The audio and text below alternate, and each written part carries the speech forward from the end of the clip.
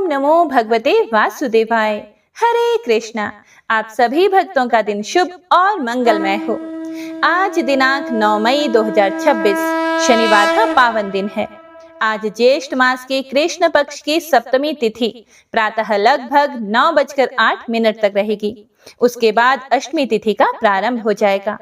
यह दिन साधना, संयम, तप और ईश्वर स्मरण के लिए अत्यंत श्रेष्ठ माना गया है। आज ब्रह्म मुहूर्त प्रातः 4:09 से 4:52 तक रहेगा। सूर्य उदय प्रातः 5:34 से 5:49 के बीच में होगा। आज शनिवार का यह पावन दिन भगवान श्री शनिदेव और हनुमान जी की उपासना के लिए समर्पित होता है। इस दिन श्रद्धा और भक्ति से की गई पूजा अर्चना से जीवन के कष्ट, बाधाएं और ग्रह दोष शांत होते हैं।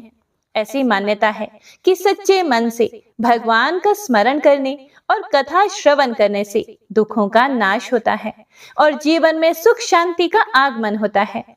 कथा को प्रारंभ करने से पहले आइए हम भगवान श्री हरि विष्णु, माता लक्ष्मी और शनि देव का ध्यान करें। हे माँ लक्ष्मी, आप हमारे जीवन में सुख, समृद्धि और वैभव का वास करें।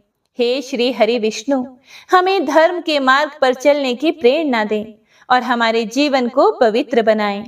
हे शनिदेव महाराज, हमारे सभी कष्टों को दूर करें, हमारे कर्मों को सुधारने की शक्ति दें और हमें न्याय और सत्य के मार्ग पर चलने की प्रेरणा दें। हे प्रभु, हमें सदैव भक्ति, सेवा और सदाचार के मार्ग पर अग्रसर रखें। तो आइए भक्तों, श्रद्धा और विश्वास के साथ अब प्रारंभ करते हैं ज्येष्ठ मास के पावन अध्याय 8 की यह दिव्य महात्म्य कथा। कथा प्रारंभ करने से पहले आइए एक ऐसा पावन प्रसंग सुनते हैं जो विभिन्न पुराणों, रामायण परंपरा और लोक मान्यताओं में प्रचलित है और जो भक्ति की शक्ति तथा शनि के प्रभाव से मुक्ति का मार्ग दिखाता है। त्रेता युग का समय था जब भगवान श्री राम के परम भक्त हनुमान जी लंका में अपने महान कार्य माता सीता की खोज और लंका दहन को पूर्ण कर चुके थे। तब वे सागर तट पर बैठकर प्रभु श्री राम का ध्यान कर रहे थे। उनका मन पूरी तरह से राम नाम में लीन था। उनकी हर श्वास प्रश्वास में केवल राम ही गूंज रहा था। उसी समय न्याय के अधिपति, कर्म फलदाता शनिदेव वहां पधारे। शनिदेव का स्वभाव है कि वे प्रत्येक जीव के कर्मों के अनुसार उन्हें फल प्रदान करते हैं। वे किसी को भी बिना परीक्षा के नहीं छोड़ते, देव हो चाहे दानव या मानव। उन्होंने हनुमान जी को ध्यान में लीन देखा और मन ही मन विचार किया कि संसार में कोई भी मेरे प्रभाव से अछूता नहीं रहता। आज मैं इस महान वानर की भी परीक्षा ले लूं। शनिदेव ने हनुमान जी से कहा, हे हनुमान, अब समय आ गया है कि मैं आपकी राशि पर अपनी दृष्टि डालूं।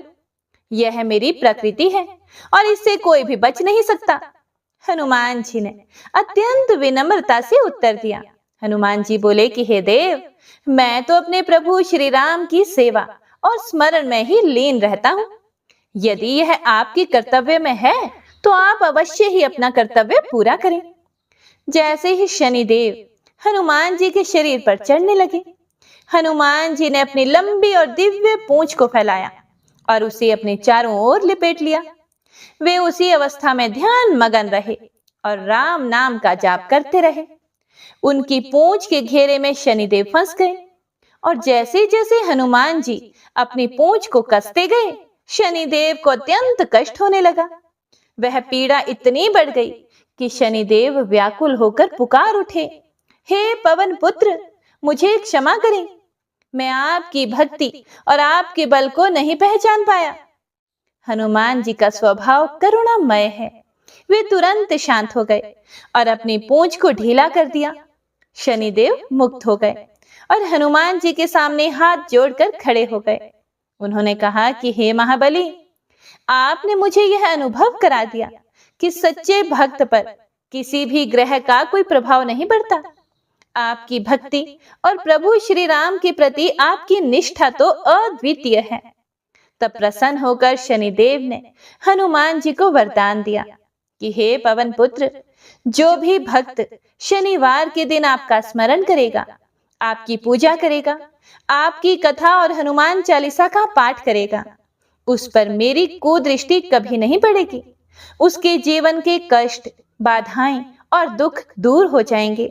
उसे भय, रोग और संकट से मुक्ति प्राप्त होगी। हे प्रिय भक्तों, कथा का गूढ़ संदेश इस प्रकार से है कि सच्ची भक्ति, विशेषकर राम नाम की भक्ति, सभी ग्रहों के प्रभाव से ऊपर होती है। हनुमान जी की उपासना से शनि के कष्ट शांत होते हैं। जो व्यक्ति सेवा, समर्पण और भक्ति में लीन रहता है, उसके जीवन में कोई भी बाधा स्थायी रूप से नहीं रह सकती। ज्यादा से ज्यादा नाम जप कीजिए। देखिए, कलयुग बहुत बुरा है, पर हमारे कृपालु मधुसूदन भगवान ने हम पर बड़ी कृपा की है, जो इस कलयुग में उनको पाना सहज सरल कर दिया है। सिर्फ नाम जप करके हम कृष्ण भक्ति, कृष्ण प्रेम पा सकते हैं। इसीलिए ज्यादा से ज्यादा नाम जप कीजिए, महात्म्य कथाओं को सुनिए। याद रखिए, कलयुग केवल नाम आधारा। सिर्फ नाम जप करके भक्ति, प्रेम, मुक्ति, शक्ति सब पाया जा सकता है। इसीलिए प्रेम से, मन से, भाव से हर सांस के साथ जप करते रहिए। तो एक बार प्रेम से बोलिए, पवन पुत्र हनुमान जी की जय। जय श्री राम। तो आइए, इसी श्रद्धा, विश्वास और भक्ति के साथ हम सब मिलकर प्रभु का स्मरण करें और आज की इस पावन महात्म्य कथा की शुरुआत करें। जय श्री गणेश। सुमंतु मुनि बोले, हे राजन, सांब ने नारद जी से फिर से कहा कि हे महामुने, आपने भगवान सूर्य नारायण के अत्यंत आनंदप्रद महात्म्य का वर्णन किया, जिससे मेरे हृदय में उनके प्रति दृढ़ भक्ति उत्पन्न हो गई है। अब आप भगवान सूर्य नारायण की पत्नी महाभागा, राज्ञी एवं निक्षुभा तथा दिंडी और पिंगल आदि के विषय में भी बताएं। फिर नारद जी ने कहा, हे सांब, भगवान सूर्य नारायण की राज्ञी और निक्षुभा नाम की 2 पत्नियां हैं। इनमें से राज्ञी को ध्यो अर्थात स्वर्ग और निक्षुभा को पृथ्वी भी कहा जाता है। पौष शुक्ल सप्तमी तिथि को ध्यो के साथ और माघ कृष्ण पक्ष की सप्तमी तिथि को निक्षुभा अर्थात पृथ्वी के साथ सूर्य नारायण का संयोग होता है, जिससे राज्ञी ध्यो से जल और निक्षुभा पृथ्वी से तीनों लोकों के कल्याण के लिए अनेक प्रकार की सस्य संपत्तियां उत्पन्न होती हैं। सस्य अर्थात अन्न को देखकर अत्यंत प्रसन्नता से ब्राह्मण हवन करते हैं। स्वाहाकार तथा स्वधाकार से देवताओं और पितरों की तृप्ति होती है। जिस प्रकार राज्ञी अपनी 2 रूपों में हुई और ये जिनकी पुत्री हैं तथा इनकी जो संतानें हुई, इनका हम वर्णन करते हैं, इसे आप ध्यान से सुने। हे सांब, ब्रह्मा के पुत्र मरीचि, मरीचि के कश्यप, कश्यप से हिरण्यकश्यपु, हिरण्यकश्यपु से प्रहलाद, प्रहलाद से विरोचन नाम का पुत्र हुआ। विरोचन की बहन का विवाह विश्वकर्मा के साथ हुआ, जिससे संज्ञा नाम की एक कन्या उत्पन्न हुई। मरीचि की सुरूपा नाम की कन्या का विवाह अंगिरा ऋषि से हुआ, जिससे बृहस्पति उत्पन्न हुए। बृहस्पति की ब्रह्मवादिनी बहन ने 8वें प्रभास नामक वसु से पाणी ग्रहण किया, जिसका पुत्र विश्वकर्मा समस्त शिल्पों को जानने वाला हुआ। उन्हीं का नाम त्वष्टा भी है, जो देवताओं के बढ़ई हुए। इन्हीं की कन्या संज्ञा को राज्ञी कहा जाता है। इन्हीं को ध्यो, त्वाष्ट्री, प्रभा तथा सुरेणु भी कहते हैं। इन्हीं संज्ञा की छाया का नाम निक्षुभा है। सूर्य भगवान की संज्ञा नामक भार्या बड़ी ही रूपवती और पतिव्रता थी, लेकिन भगवान सूर्य नारायण मानव रूप में उसके समीप नहीं जाते थे और अत्यधिक तेज से परिव्याप्त होने के कारण सूर्य नारायण का वह स्वरूप सुंदर मालूम नहीं होता था। इसीलिए वह संज्ञा को भी अच्छा नहीं लगता था। संज्ञा से 3 संतानें उत्पन्न हुई, लेकिन सूर्य नारायण के तेज से व्याकुल होकर वह अपने पिता के घर चली गई और हजारों वर्ष तक वहीं रही। जब पिता ने संज्ञा से पति के घर जाने के लिए अनेक बार कहा, तब वह उत्तर कुरु देश को चली गई। वहां वह अश्वनी का रूप धारण करके तृण आदि चरती हुई समय बिताने लगी। सूर्य नारायण भगवान के समीप संज्ञा के रूप में उसकी छाया निवास करती थी। सूर्य उसे संज्ञा ही समझते थे। इससे 2 पुत्र हुए और 1 कन्या हुई। श्रुत श्रवा तथा श्रुत कर्मा ये 2 पुत्र और अत्यंत सुंदर तप्ती नाम की कन्या छाया की संतानें हैं। श्रुत श्रवा तो सावर्णी मनु के नाम से प्रसिद्ध होगा और श्रुत कर्मा ने शनिश्चर नाम से प्रसिद्धि प्राप्त की। संज्ञा जिस प्रकार से अपनी संतानों से स्नेह करती थी, वैसा स्नेह छाया ने नहीं किया। इस अपमान को संज्ञा के ज्येष्ठ पुत्र सावर्णी मनु ने तो सहन कर लिया, लेकिन उनके छोटे पुत्र यम अर्थात धर्मराज सहन नहीं कर पाए। छाया ने जब बहुत ही क्लेश देना शुरू किया, तब क्रोध में आकर बालपन तथा भावी प्रबलता के कारण उन्होंने अपनी विमाता छाया की भर्त्सना की और उसे मारने के लिए अपना पैर उठाया। यह देखकर क्रुद्ध विमाता छाया ने उन्हें कठोर शाप दे डाला कि हे दुष्ट, तुम अपनी मां को पैर से मारने के लिए तत्पर हुए हो, इसीलिए तुम्हारा यह पैर टूटकर गिर जाए।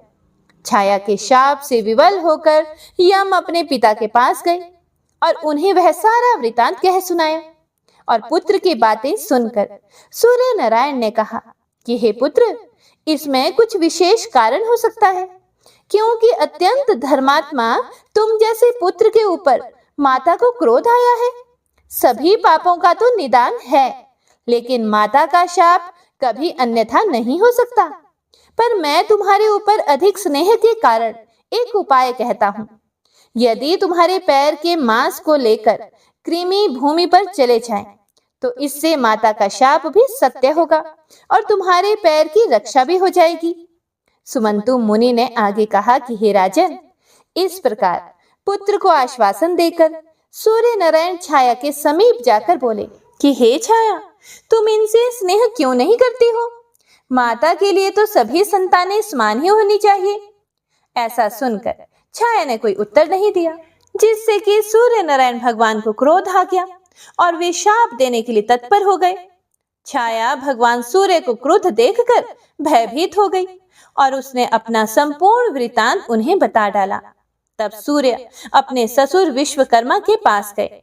अपने जमाता सूर्य को क्रुद्ध देखकर विश्वकर्मा ने उनका पूजन किया तथा मधुर वचनों से शांत किया और कहा कि हे देव, मेरी पुत्री संज्ञा आपके अत्यंत तेज को सहन ना कर सकने के कारण वन को चली गई है और वह आपके उत्तम रूप के लिए वहां पर महान तपस्या कर रही है।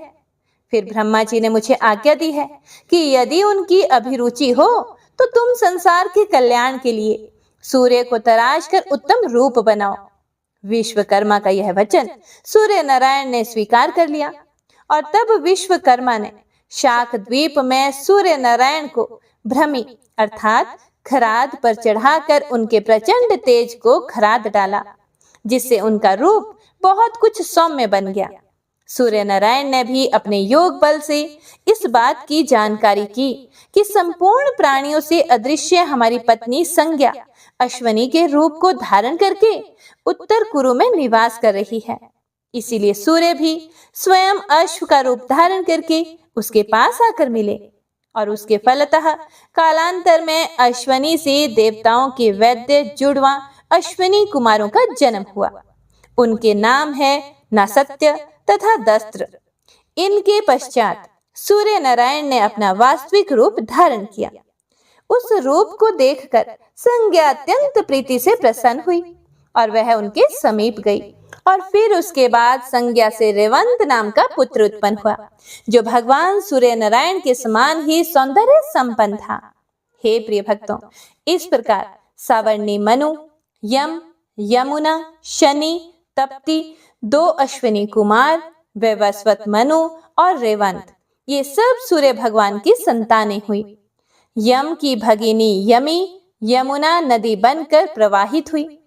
सावर्णी 8वें मनु होंगे। सावर्णी मनु मेरु पर्वत के पृष्ठ प्रदेश पर तपस्या कर रहे हैं। सावर्णी के भ्राता शनि एक ग्रह बन गए और उनकी भगिनी तप्ती नदी बन गई, जो विंध्य गिरी से निकलकर पश्चिमी समुद्र में जाकर मिलती है। इस नदी में स्नान करने से बहुत ही पुण्य प्राप्त होता है। सौम्या नदी से तप्ती का संगम और गंगा नदी से वैवस्वती यमुना का संगम होता है।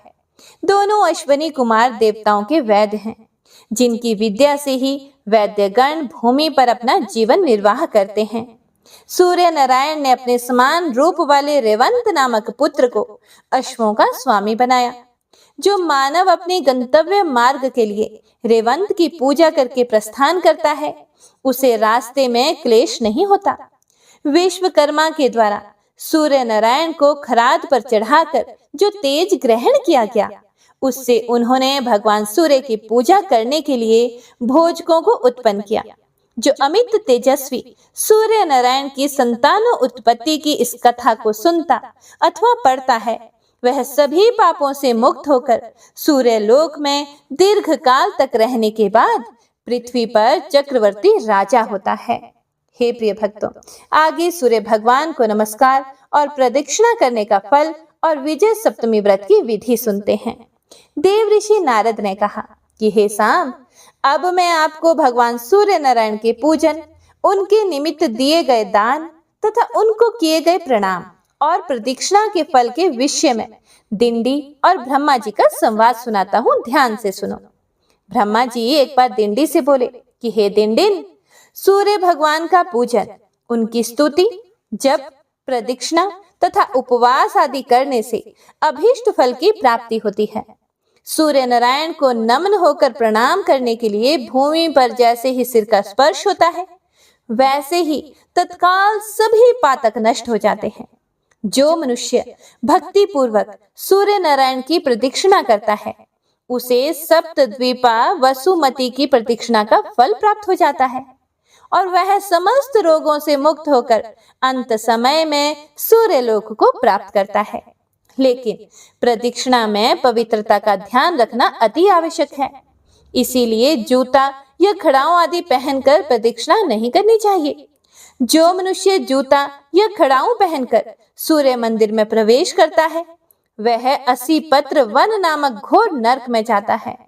जो प्राणी षष्ठी या सप्तमी के दिन एकाहार अथवा उपवास रखकर भक्ति पूर्वक सूर्य नारायण का पूजन करता है, वह सूर्य लोक में निवास करता है। कृष्ण पक्ष की सप्तमी को रक्त पुष्पोपचारों से और शुक्ल पक्ष की सप्तमी को श्वेत कमल पुष्प तथा मोदक आदि उपचारों से भगवान सूर्य नारायण का पूजन करना चाहिए। ऐसा करने से व्रती संपूर्ण पापों से मुक्त होकर सूर्य लोक को प्राप्त करता है। हे दिनदिन, जया, विजया, जयंती, अपराजिता, महाजया, नंदा तथा भद्रा नाम की ये 7 प्रकार की सप्तमियां कही गई हैं। यदि शुक्ल पक्ष की सप्तमी को रविवार हो तो उसे विजया सप्तमी कहते हैं। उस दिन किया गया स्नान, दान, होम, उपवास, पूजन आदि सत्कर्म महापातकों का विनाश करता है। इस विजया सप्तमी व्रत में पंचमी तिथि को दिन में एक भुक्त रहें, षष्ठी तिथि को नक्त व्रत करें और सप्तमी को पूर्ण उपवास करें। उसके बाद अष्टमी के दिन व्रत की पालना करें। इस तिथि के एक दिन किया गया दान, हवन, देवता तथा पितरों का पूजन अक्षय होता है। दिनदिन ने फिर ब्रह्मा जी से पूछा कि हे ब्रह्मा जी, जो मनुष्य आदित्यवार के दिन श्रद्धा भक्ति से सूर्य देव का स्नान, दान आदि कर पूजन करें, उनको कौन सा फल प्राप्त होता है? और जिस वार के संयोग से सप्तमी तिथि विजया कहलाती है, उसके महात्म्य का आप फिर से वर्णन करें। फिर ब्रह्मा जी ने कहा, हे दिनदिन, जो मनुष्य आदित्यवार को श्राद्ध करते हैं, वे 7 जन्म तक निरोग रहते हैं तथा जो नक्त व्रत एवं आदित्य हृदय का पाठ करते हैं, वे रोग से मुक्त हो जाते हैं और सूर्य लोक में निवास करते हैं। उपवास रखकर जो महाश्वेता मंत्र का जप करते हैं, वे मनोवांछित फल को प्राप्त करते हैं। आदित्यवार के दिन महाश्वेता मंत्र तथा षडाक्षर मंत्र ओम खगोलकाय स्वाहा का जप करने से निःसंदेह सूर्य लोक की प्राप्ति होती है। सूर्य नारायण के 12 वार इस प्रकार से हैं: नंद, भद्र, सौम्य, कामद, पुत्रद, जय, जयंत, विजय, आदित्याभिमुख, हृदय, रोगहा एवं महाश्वेता प्रिय। माघ शुक्ल पक्ष की षष्ठी की नंद संज्ञा है। उस दिन नक्त व्रत करके घी से सूर्य नारायण को स्नान कराना चाहिए तथा श्वेत चंदन, अगस्त्य के पुष्प, गुगुल धूप आदि से पूजन करके अपूप आदि का नैवेद्य समर्पित करना चाहिए। ब्राह्मण को अपूप देकर स्वयं भी मौन धारण करके भोजन करना चाहिए। गेहूं के अथवा यव के चूर्ण में घी तथा खांड या शक्कर मिलाकर अपूप बनाना चाहिए और उसी का नैवेद्य सूर्य नारायण भगवान को निवेदित कर देना चाहिए। नंदवार का यह विधान कल्याणकारी है। जो इस विधि से सूर्य देव की पूजा करता है उसे सूर्य लोक की प्राप्ति होती है। उसकी संतति का कभी क्षय नहीं होता, अर्थात उसकी कुल परंपरा पृथ्वी पर चलती रहती है तथा उसके वंश में दारिद्र्य एवं रोग भी नहीं होते। सूर्य लोक प्राप्त करने के पश्चात पुनर्जन्म होने पर वह पृथ्वी का राजा होता है। इस पूजन विधान को पढ़ने अथवा श्रवण करने से भी कल्याण होता है एवं दिव्य अचल लक्ष्मी की प्राप्ति होती है। फिर ब्रह्मा जी आगे बोले कि हे डिंडिन, भाद्रपद मास के शुक्ल पक्ष की षष्ठी तिथि को जो वार हो उसका नाम भद्र है। उस दिन जो मनुष्य नक्त व्रत और उपवास करता है वह हंस युक्त विमान में बैठकर सूर्य लोक को जाता है। उस दिन श्वेत चंदन, मालती पुष्प, विजय धूप तथा खीर के नैवेद्य से मध्याह्न काल में सूर्य नारायण का पूजन करके ब्राह्मण को भोजन कराकर यथाशक्ति दक्षिणा देनी चाहिए। यदि रोहिणी नक्षत्र से युक्त आदित्यवार हो तो उसे सौम्यवार कहा जाता है। उस दिन किए जाने वाले स्नान, दान, जप, होम, पितृ देवादि तर्पण तथा पूजन आदि कृत्य अक्षय होते हैं। मार्गशीर्ष के शुक्ल पक्ष की षष्ठी तिथि को जो वार हो वह कामदवार कहलाता है। यह वार भगवान सूर्य को अत्यंत प्रिय है।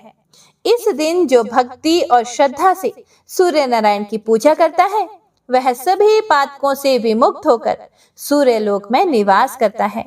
इस व्रत को करने से विद्यार्थी को विद्या, पुत्र इच्छा वाले को पुत्र, धन की इच्छा वाले को धन और आरोग्य की अभिलाषी को आरोग्य की प्राप्ति होती है। इसी प्रकार कामदवार व्रत से और अन्य सभी कामनाएं पूर्ण हो जाती हैं। इसीलिए इसका नाम कामद है। ब्रह्मा जी आगे बोले कि हे डिंडिन, जिस आदित्यवार को हस्त नक्षत्र हो उसे पुत्रद अर्थात आदित्यवार कहा जाता है।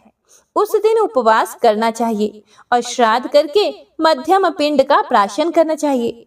धूप, माल्य, दिव्य, गंध आदि अनेक प्रकार के उपचारों से सूर्य नारायण का पूजन कर महाश्वेता मंत्र को जपते हुए साधक को सूर्य नारायण के समक्ष ही शयन करना चाहिए। प्रातः काल में ही उठकर स्नान आदि से निवृत्त होकर सूर्य भगवान को अर्घ देना चाहिए। रक्त, चंदन तथा करवीर के पुष्पों से पूजा करनी चाहिए। उसके बाद 5 ब्राह्मणों को बुलाकर उनमें से 2 ब्राह्मणों को मग संज्ञक तथा 3 ब्राह्मणों को भीम संज्ञक मानकर विधि पूर्वक पार्वण श्राद्ध करना चाहिए।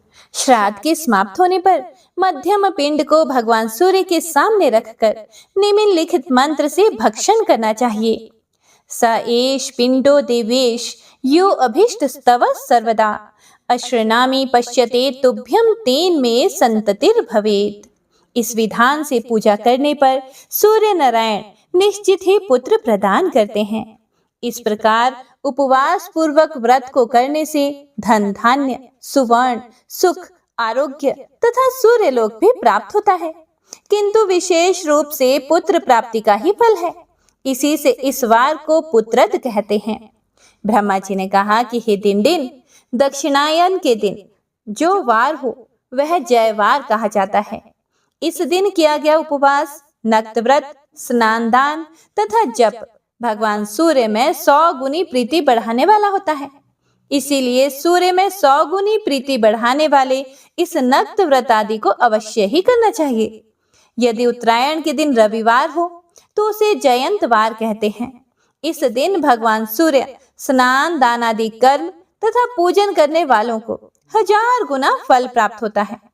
इस दिन उपवास करके घी, दूध तथा इक्षुरस से सूर्य नारायण को स्नान कराकर कुमकुम का विलेपन करना चाहिए और गुगुल का धूप देकर मोदक का नैवेद्य समर्पित करना चाहिए।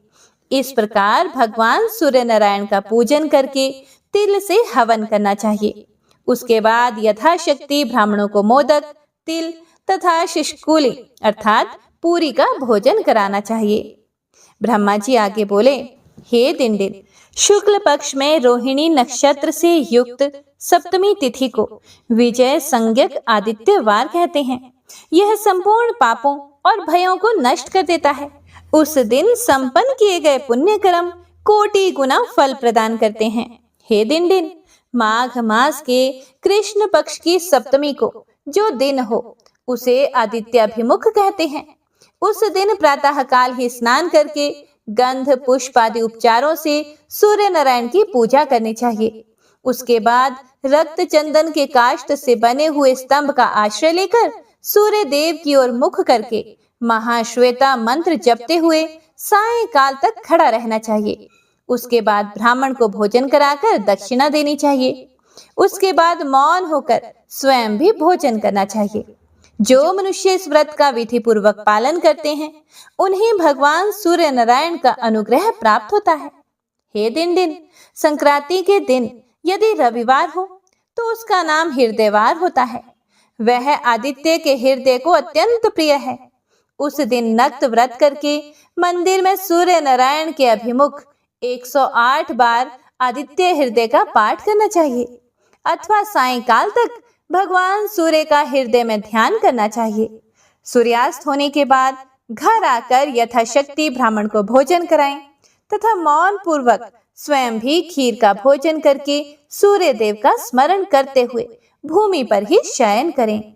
इस प्रकार जो इस दिन व्रत रहकर श्रद्धा भक्ति से सूर्य नारायण की पूजा करता है उसके समस्त अभीष्ट सिद्ध हो जाते हैं और वह भगवान सूर्य के समान ही तेज कांति तथा यश को प्राप्त करता है।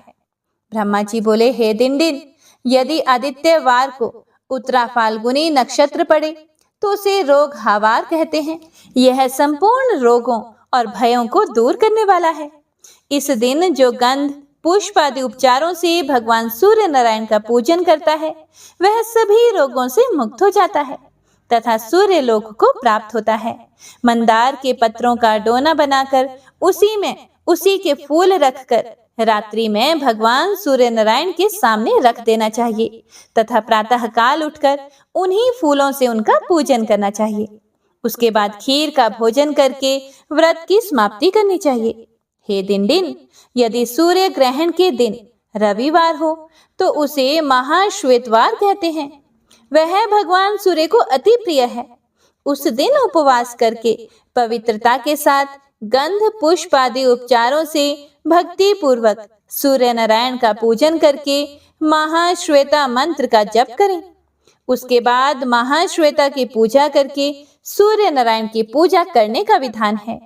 महाश्वेता की स्थापना करके गंध पुष्प आदि से उनका पूजन करें तथा उन्हीं के सम्मुख एक वेदी पर सूर्य नारायण की स्थापना करके उनकी पूजा आदि करें। उसके बाद स्नान करके घी सहित तिलों का हवन करें। ग्रहण के समय महाश्वेता मंत्र का जप करता रहे और ग्रहण के समाप्त होने के बाद पुनः स्नान करके महाश्वेता तथा ग्रहाधिपति भगवान सूर्य का पूजन करें। ब्राह्मणों से पुराण सुनकर उन्हें भोजन कराएं तथा यथाशक्ति उन्हें दक्षिणा दें। उसके बाद स्वयं मौन होकर भोजन करें। इस दिन किए हुए स्नान, दान, जप, होम आदि कर्म अनंत फल देते हैं। हे प्रिय भक्तों, ब्रह्मा जी आगे बोले कि हे दिनदिन, संपूर्ण पापों और भयों को दूर करने वाले सूर्य नारायण के इन 12 वारों का मैंने जो वर्णन किया है, इसे जो मनुष्य पढ़ता है अथवा सुनता है वह भगवान सूर्य का प्रिय हो जाता है और जो इन व्रतों को नियम पूर्वक करता है वह धर्म, अर्थ, काम और चंद्रमा के समान कांति, सूर्य के समान प्रभा, इंद्र के समान पराक्रम तथा स्थायी लक्ष्मी को प्राप्त करता है। उसके बाद अंत में वह शिवलोक को जाता है। ब्रह्मा जी बोले, हे दिनदिन, जो प्राणी भगवान सूर्य नारायण के निमित्त सभी धर्म कार्य करते हैं उनके कुल में रोगी और दरिद्री उत्पन्न नहीं होते। जो व्यक्ति भगवान सूर्य के मंदिर में भक्ति पूर्वक गोबर से लेपन करता है वह तत्क्षण सभी पापों से मुक्त हो जाता है। श्वेत रक्त अथवा पीली मिट्टी से जो मंदिर में लेप करता है वह मनोवांछित फल प्राप्त करता है। जो व्यक्ति उपवास पूर्वक अनेक प्रकार के सुगंधित फूलों से सूर्य नारायण का पूजन करता है वह समस्त अभीष्ट फलों को प्राप्त करता है। घी या तिल तेल से मंदिर में दीपक प्रज्वलित करने वाला सूर्य लोक को तथा सूर्य नारायण के प्रीत्यर्थ चौराहे, तीर्थ, देवालय आदि में दीपक प्रज्वलित करने वाला ओजस्वी रूप को प्राप्त करता है। भक्ति भाव से समन्वित होकर जिस मनुष्य के द्वारा सूर्य के लिए दीपक जलवाया जाता है वह अपनी अभीष्ट कामनाओं को प्राप्त करके देवलोक को प्राप्त करता है।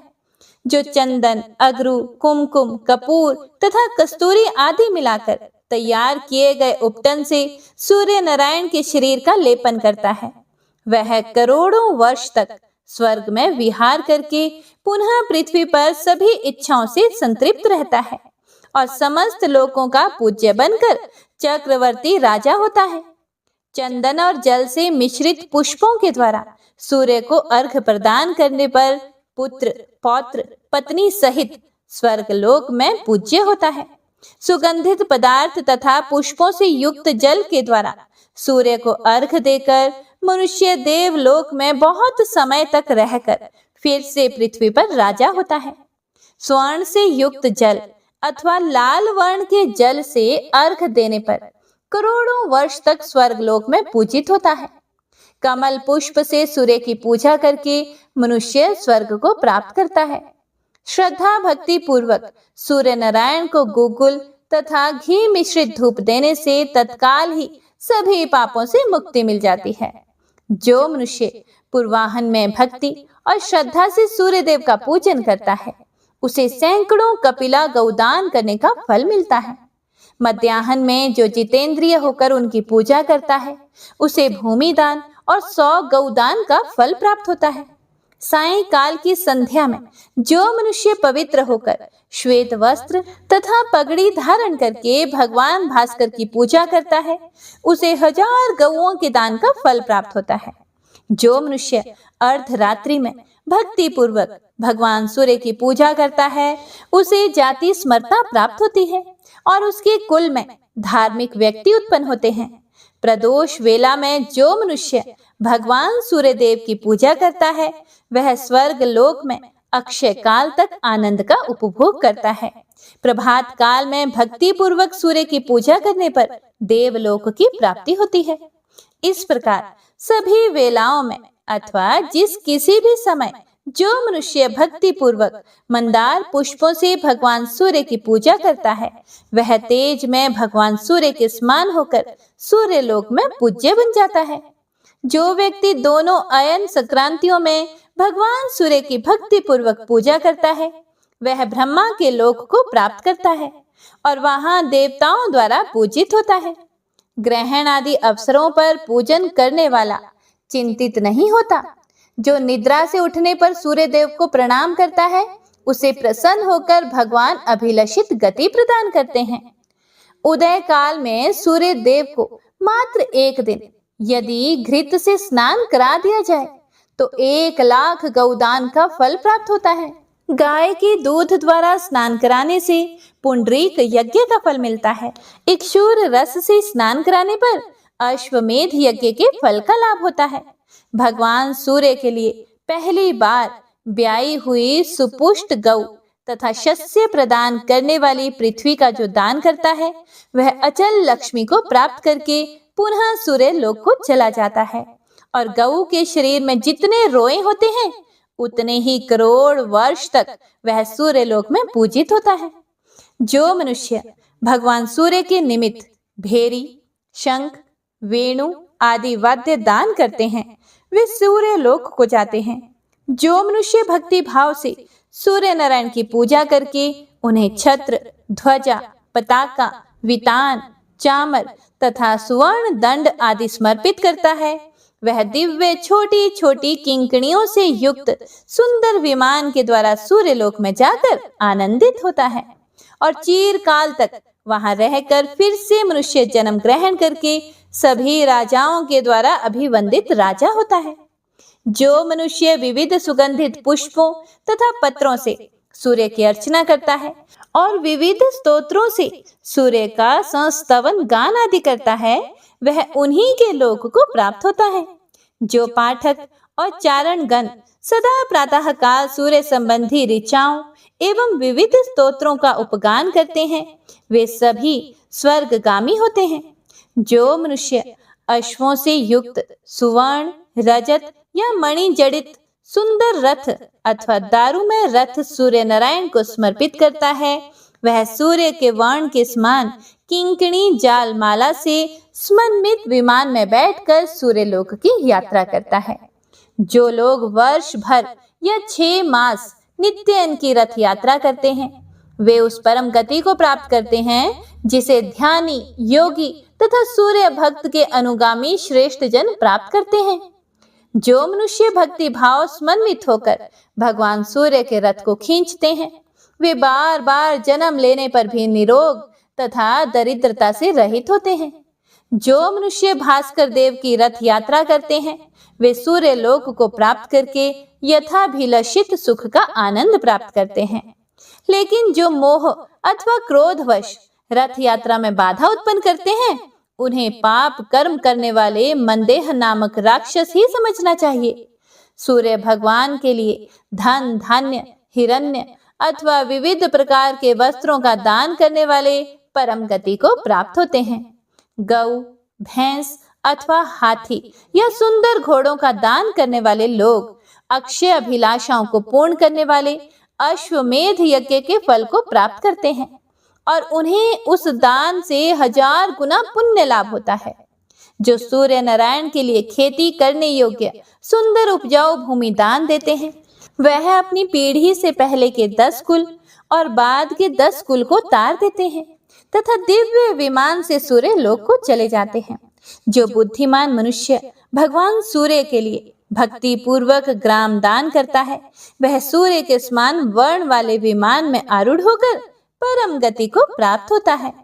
भक्ति पूर्वक जो लोग फल, पुष्प आदि से परिपूर्ण उद्यान का दान सूर्य नारायण के लिए करते हैं, वे परम गति को प्राप्त होते हैं। मनसा वाचा कर्मणा जो भी दुष्कृत होता है, वह सब भगवान सूर्य की कृपा से नष्ट हो जाता है। चाहे आर्त हो या रोगी हो अथवा दरिद्र या दुखी हो, यदि वह भगवान आदित्य की शरण में आ जाता है तो उसके संपूर्ण कष्ट दूर हो जाते हैं। एक दिन की सूर्य पूजा करने से जो फल प्राप्त होता है, वह अनेक इष्टापूर्तों की अपेक्षा श्रेष्ठ है। जो भगवान सूर्य के मंदिर के सामने भगवान सूर्य की कल्याणकारी लीला करता है, उसे सभी अभीष्ट कामनाओं को सिद्ध करने वाले राजसु यज्ञ का फल प्राप्त होता है। हे गणाधीप, जो मनुष्य सूर्य देव के लिए महाभारत ग्रंथ का दान करता है, वह सभी पापों से विमुक्त होकर विष्णु लोक में पूजित होता है। रामायण की पुस्तक देकर मनुष्य वाजपेय यज्ञ के फल को प्राप्त कर सूर्य लोक को प्राप्त करता है। सूर्य भगवान के लिए भविष्य पुराण अथवा सांब पुराण की पुस्तक का दान करने पर मानव राजसु यज्ञ तथा अश्वमेध यज्ञ करने का फल प्राप्त करता है तथा अपनी सभी मनोकामनाओं को प्राप्त कर सूर्य लोक को पा लेता है और वहां चिरकाल तक रहकर ब्रह्मलोक में जाता है। वहां 100 कल्प तक रहकर फिर से वह पृथ्वी पर राजा होता है। जो मनुष्य सूर्य मंदिर में कुआं तथा तालाब बनवाता है, वह मनुष्य आनंदमय दिव्य लोक को प्राप्त करता है। जो मनुष्य सूर्य मंदिर में शीतकाल में मनुष्यों के शीत निवारण के योग्य कंबल आदि का दान करता है, वह अश्वमेध यज्ञ का फल प्राप्त करता है। जो मनुष्य सूर्य मंदिर में नित्य पवित्र पुस्तक, इतिहास तथा पुराण का वाचन करता है, वह उस फल को प्राप्त करता है जो नित्य हजारों अश्वमेध यज्ञ को करने से भी प्राप्त नहीं होता। इसीलिए सूर्य के मंदिर में प्रयत्न पूर्वक पवित्र पुस्तक, इतिहास तथा पुराण का वाचन करना चाहिए। भगवान भास्कर पुण्य आख्यान कथा से सदा संतुष्ट होते हैं। ओम नमो नारायणाय। तो इसी के साथ आज की कथा यहीं पर समाप्त होती है। इसके आगे के वृतांत में आप कल सुनेंगे एक वैश्य तथा ब्राह्मण की कथा। सूर्य मंदिर में पुराण वाचन एवं भगवान सूर्य को स्नान आदि कराने का फल क्या मिलता है। तो आइए भक्तों, अब सुनते हैं श्री सूर्य देव चालीसा। श्री रवि हरत हो घोरतम, अगणित किरण पसारी। वंदन करु तब चरणन में, अर्घ देउ जल धारी। सकल सृष्टि के स्वामी हो, सचराचर के नाथ। निस्दिन होत तुमसे ही, होवत संध्या प्रभात। जय भगवान सूर्य तमहारी, जय खगेश दिनकर शुभकारी। तुम हो सृष्टि के नेत्र स्वरूपा, त्रिगुणधारी त्रैवेद स्वरूपा। तुम ही करता पालक संहारक, भुवन चतुर्दर्श के संचालक। सुंदर बदन चतुर्भुजधारी, रश्मि रथी तुम गगन विहारी। चक्र शंख अरु श्वेत कमल धर, वर मुद्रा सोहत चोटे कर। शीश मुकुट कुंडल गलमाला, चारु तिलक तब भाल विशाला। सप्त अश्वरथ अति द्रुतगामी, अरुण साथी गति अविरामी। रक्त वरुण आभूषण धारक, अति प्रिय तोहे लाल पदारथ। सर्वात्मा कहे तुम्हें ऋग्वेदा, मित्र कहे तुमको सब वेदा। पंच देवों में पूजे जाते, मन वांछित फल साधक पाते। द्वादश नाम जाप उद्धारक, रोग शोक अरु कष्ट निवारक। माँ कुंती तब ध्यान लगायो, दानवीर सुत कर्ण सो पायो। राजा युधिष्ठिर तब जस गायो, अक्षय पात्र वो वन में पायो। शस्त्र त्याग अर्जुन अकुरायो, बन आदित्य हृदय से पायो। विंध्याचल तब मार्ग में आयो, हाहाकार तिमिर से छायो। मुनि अगस्त्य गिरि गर्व मिटायो, निज टक बल से विंध्य नवायो। मुनि अगस्त्य तब महिमा गाई, सुमिर भय विजय रघुराई। तोहे विरोक मधुर फल जाना, मुख मैलिन ही तोहे हनुमाना। तब नंदन शनि देव कहावे, पवन के सुत शनि तीर मिटावे। यज्ञ व्रत स्तुति तुम्हारी कीन्ही, भेंट शुक्ल यजुर्वेद की दिन ही। सूर्यमुखी खरितर तब रूपा, कृष्ण सुदर्शन भानु स्वरूपा। नमन तोहे ओंकार स्वरूपा, नमन आत्मा अरु काल स्वरूपा। दिग दिगंत तब तेज प्रकाशे, उज्ज्वल रूप तुम ही आकाशे। दश दिगपाल करत तब सुमिरन, अंजलि नित्य करत हैं अर्पण। त्रिविध ताप हरता तुम भगवन, ज्ञान ज्योति करता तुम भगवन। सफल बनावे तब आराधना, गायत्री जप सरल है साधन। संध्या त्रिकाल करत जो कोई, पावे कृपा सदा तब वो ही। चित शांति सूर्याष्टक देव, व्याधि अपाधि सब हर लेवे। अष्टदल कमल यंत्र शुभकारी, पूजा उपासन तब सुखकारी। माघ मास शुद्ध सप्तमी पावन, आरंभ हो तब शुभ व्रत पालन।